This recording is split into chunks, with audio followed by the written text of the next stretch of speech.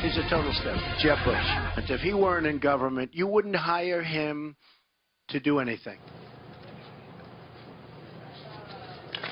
All right, so you've got Donald Trump yesterday here in New Hampshire, and right now we are at the Airport Diner, not far from the airport in Manchester. And look who's dropped by. The man he was talking about. Yeah, I'm not going to send my resume to the Donald, but I was governor of the state of Florida where I got a chance to lead a state, and we cut the government workforce by 11%, and people's income grew. And, you know, Donald, meanwhile, was bankrupting 4 companies and, you know, making a lot of money, but a lot of other people suffered. So I'll take that leadership skill and compare it to his any day of the week. There's a new Emerson College Just poll got my out. juices flowing out. I know it. I haven't been sleeping much. That and Sue's coffee will do it for you. New Emerson College poll came out in the last 12 hours. Donald Trump is still #1, but you suddenly are #2. You are at 16. You're ahead of Kasich, Rubio, and Cruz at this point. It's a toss-up. There's now I think it's the question of who's going to come and turn out.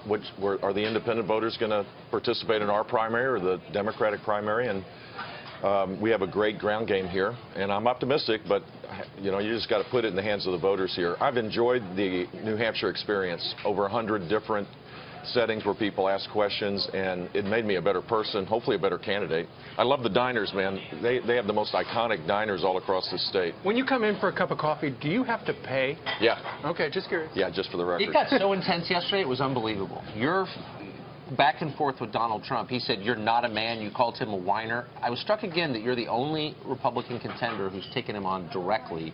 Yeah. Do you think that's paid dividends for you? Is that one of the reasons your numbers have gone up? This was not a political act. I mean, about 3 months ago, I realized this guy, I don't think he's a conservative, and the party nominee of the Conservative Party ought to be a conservative.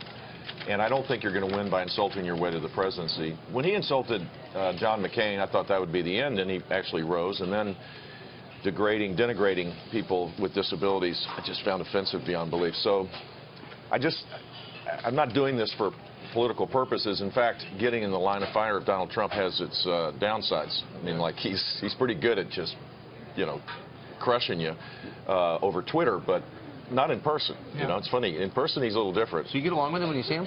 No. I'm just saying he's not as good. He's not as good at insulting you in person because, you know, bullies don't do that as well. But they can do it really well when they're sitting in their, you know, little suite or whatever it is. Governor, here at the Airport Diner, we've talked to some of the people here. A number of them have already gone out to vote and said there were actually a lot of people in the polling place for 6 o'clock in the morning. Yeah, I expect the turnout to be pretty high, given the caliber of the candidates and the number of candidates and the attention, national media and all that. People take it seriously here. They do. All right, Governor, thank you very much. Good luck to you. Yeah, I'm going to have a New Hampshire farm breakfast right now.